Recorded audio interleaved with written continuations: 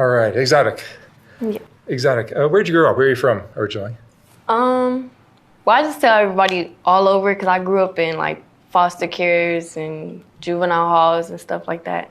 So I've lived everywhere from Long Beach to here in LA, the Valley, Iowa. Different families?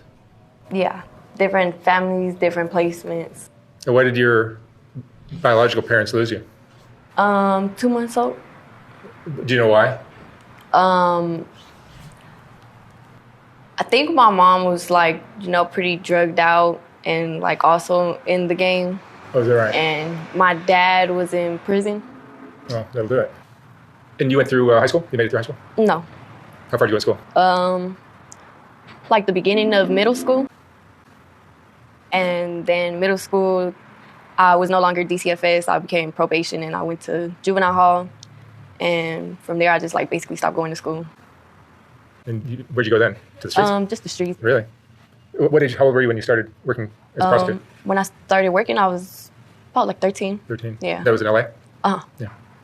You had a pimp at that time? Yeah. I had ran away from one of the placements and like this time when I had ran away, normally I had ran away by myself, but this time I had ran away with one of the other girls that was in the placement and it ended up being her pimp. But I didn't know that it was her pimp, so she ended up going back to the placement and I ended up staying with the dude. How was that relationship? Really rough. You've had more than one pimp in your... Yeah. How old are you now? Now I'm 23. You're 23? Yeah, so I just turned 23. You're still young. How many pimps have you had? I've had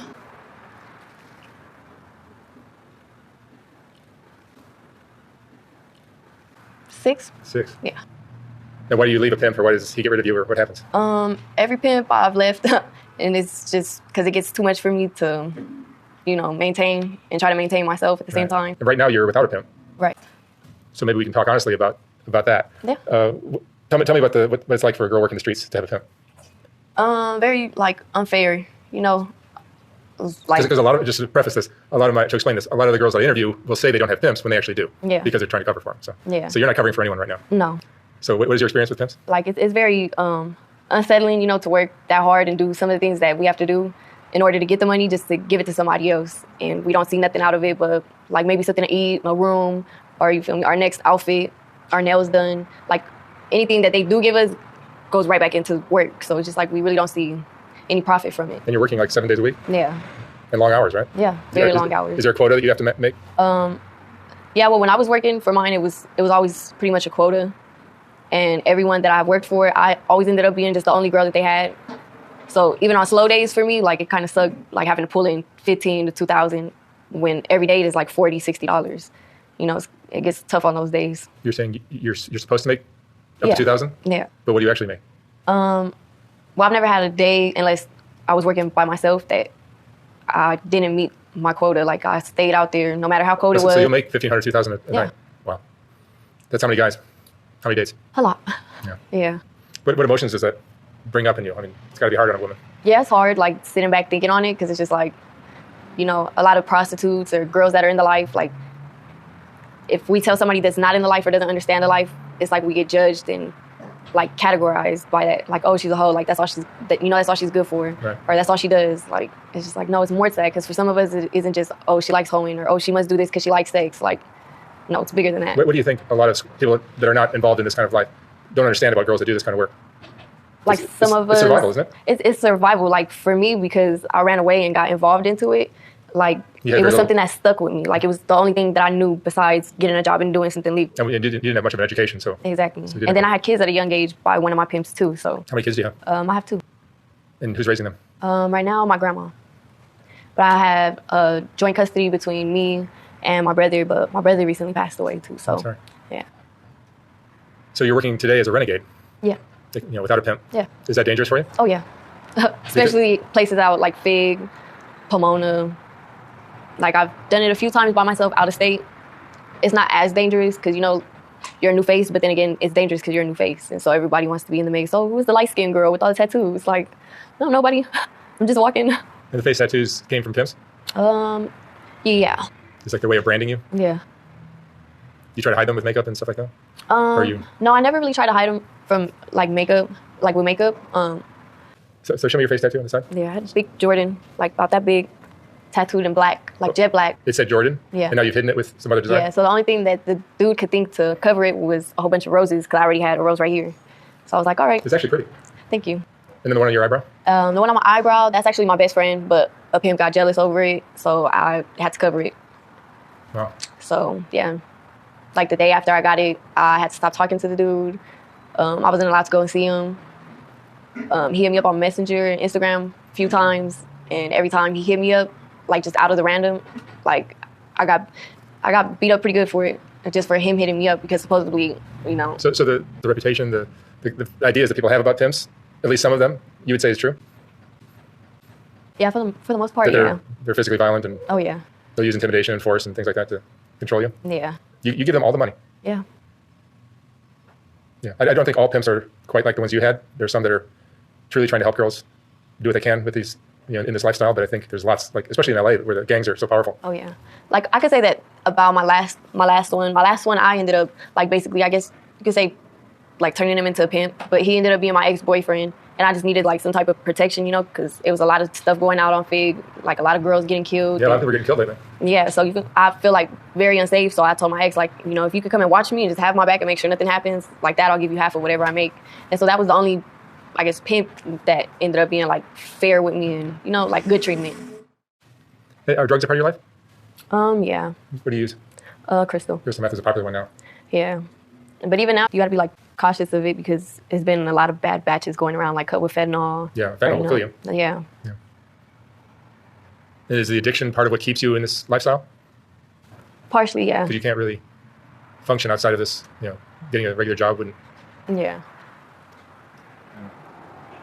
Like I've been on it, like on and off now for 3 years, because it just like eventually started putting a toll on me, and it was just like the only escape route. Like, okay, boom, when I do this, I don't think about nothing else. I don't second guess going out there and working or none of that. I just go out there, work, get my money, and I'll be cool, because it's like everything else gets blocked out. It's like you become numb to everything. Is your life distressing or depressing to you without the drug? At times it can be, yeah. It's got to be a stressful lifestyle. Yeah. Are you addicted to this life? To the streets? Most of the girls I talk to say they are. To an extent, yeah. It would be hard to just stop and get a regular job, right? Yeah, because anything that happens or goes wrong is like, okay, boom, if my kids need like diapers or, for me to pay for a babysitter, it's just like, okay, what do I know that within an hour I'll have some type of money to pay for it? Nothing else but going to the streets, so. Are you saving money? Yeah. It's great. You're one of the few that's actually saving money. Yeah.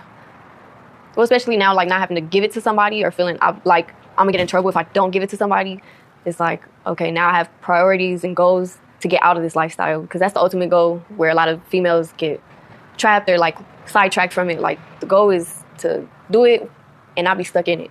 Do it and get to where you're trying to get to, so that way you can leave it in the past. Yeah. Are you lonely? It's a lonely lifestyle, right? Yeah, very lonely. Yeah. You think you're meeting all these guys that eventually, it would prevent you from being lonely, but I think it's probably a very lonely life, right? Yeah, because even when you do try and settle down and like get into actual committed relationship, it's like, well, for me at least, it's always been that it's stuff like that I tend to bring up to a person, and they end up looking at me like, oh, okay, that's all you are, you feel me? So you're probably gonna cheat on me and this and that and be out in the streets, and it's just like, maybe if you give me a chance, maybe I wouldn't, It's gotta be difficult. What examples of a loving relationship did you see when you were a child, when you were young? You're still young, but when you were younger? Not much, and when I did, like the only person that I really like could say I felt or like, even got a clue of what love was from was my brother, who passed away like about 3 years ago. He ended up killing himself. Oh, no. But sorry. We were like the only true definition of like some type of love, whether it be conditional or unconditionally, because like I've seen my mom growing up like here and there, and every time I seen her, it was always something else that had went wrong with her. Some other dude beating her up or cracking her in the head with a shovel, because she went through his phone, or she stole somebody's drugs. Like, your biological mom. Yeah. So with her, it was just like abusive love, which I think I picked up in a sense too. And like everybody else just like kind of stayed off and did their own thing. Did you feel like you're in some ways walking in your mom's footsteps? Yeah, in a sense. Doing the same kind of work and the drug addiction, and does doing this kind of work build up your self-esteem or undermine it? A little bit of both. A little bit of both, yeah. Yeah. Okay. And it's dangerous as well, right? Yeah, very dangerous. Have you had things happen to you? Yeah, quite a few. Like with us, we're told not to get in the car with younger age dudes. For the simple fact, like a lot of the younger age dudes now portray themselves to be pimps when they're really not, or they'll rob us or try and kidnap us. My last few situations, I got in the dude's car. It was a pickup truck at that, car seat in the back. So I'm not thinking anything of it. We go down the dark street, go and do our date, and halfway through the date, I felt something metal on my back. And I turned around and the dude had a gun to my back. So of course, I panicked, freaked out. I started trying to open the door. He had child locked the doors. I tried banging out the windows, and that ultimately ended in him telling me that if I didn't shut up and stop banging on the windows, that he was gonna kill me right there. So I had stopped and I just let whatever happened happen. He ended up throwing my phone out the window, parking somewhere else, took off the condom, raped me and robbed me for everything I had made that night. And I had to go and tell my pimp at the time what had happened. And he's like, "Oh, I don't care, still go out there and make your trap." He sent you back out there? Yeah. Wow. Yep. And then my last incident that I had was while I had a pimp out there, about two years ago. I ended up getting in a dude's car. He ended up spending all of his time talking and wanted his money back. And that's always been a rule with anybody that I've been with. You're not ever supposed to give the money back. You're supposed to get the money first.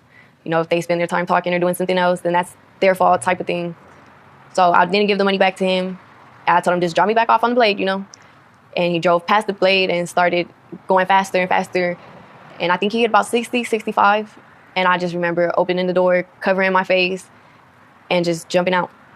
And like that, I thought I only had scraped the skin off of my body, but I ended up going to the hospital about 3 or 4 days later because my pimp at the time ended up going to jail. So it was hard for me to get up by myself and do things by myself. Because you were sore from jumping out of the car? Exactly. And so I went to the hospital, and they told me that it was a good thing that I ended up going because I had suffered from third-degree burns on my shoulder, both of my knees, both of my hands, both of my butt cheeks, and my head was cracked open, and I needed over 30 staples and stitches, and I had to have skin grafts put on me. I had to learn how to walk again, how to write. So any job that has this kind of a risk of things like that happening, most people would just get out. Yeah, and I did for a little bit because it kind of scared me not knowing the person's car that I had jumped out of and not being able to put a face to it. Okay, I know if I see him again, I know not to get in his car because I jumped out of his car. It happened so quick, even though I was sitting there with him for a good 30 minutes. You don't tend to look at somebody's face thinking, okay, he might be the person that I die with tonight, even though that's the case when it comes to being out there. You're not guaranteed the next 2 seconds, let alone the next 2 days, Yeah, your intuition's got to be very keen, right? Yeah. You won't just jump in anyone's car. Exactly. I see a lot of girls just walk away from certain vehicles. Yeah. I don't know why they're doing that, but if the windows are tinted, if the plates are paper plates, or the California exam, if it's a black dude, I've even been told I couldn't date older black dudes, and it was just okay, sometimes I would go against that because it's not every pimp just sits there and watches every car that you get in, Do you ever say to yourself that you deserve a better life than this? Yeah. You believe that? Yeah. That's great, because you do. No one deserves to be putting their life in jeopardy like that, and then getting all the abuse that you end up getting. Yeah. You been in love before?